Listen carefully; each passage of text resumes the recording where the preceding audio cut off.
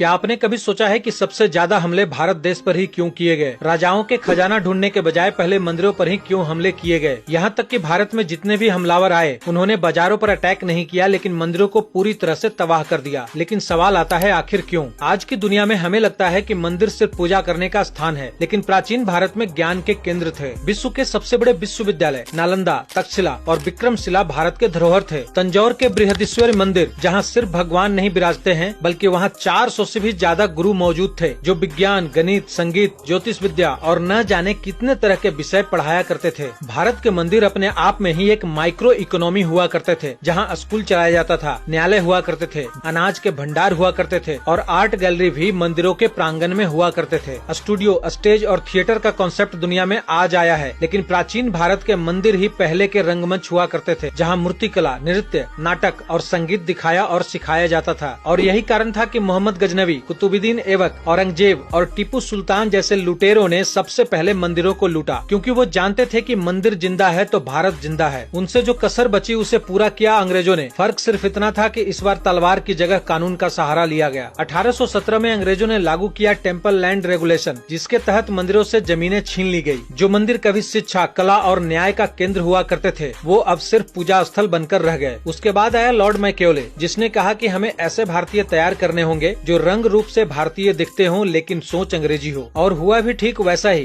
गुरुकुल बंद कर दिए गए और अंग्रेजी स्कूल के कॉन्सेप्ट लाए गए, जो आज तक भारत में चल रहे हैं। कानून के नाम पर हमारी संस्कृति की रीढ़ तोड़ दी गई और हमें पता तक नहीं चला। इस कहानी की सबसे शर्मनाक बात यही है कि अंग्रेजी स्कूल आज तक चलाए जा रहे हैं और गुरुकुल का नामो निशान मिटा दिया गया। अब आप सोचिए कि एक ऐसा देश जिसके मंदिर में ज्ञान, कला, न्याय और रोजगार तक एक ही जगह मिलते हों और उसे मिटा दिया जाए तो भारत कहाँ बचेगा? और यही कारण था कि सारे आक्रमणकारियों ने सबसे पहले मंदिरों पर धावा बोला। और जो ये लोग पूछते हैं ना कि मंदिर बनवाने पर इतना जोर क्यों है, तो ये जान लो कि मंदिरों के बिना भारत का अस्तित्व नहीं है।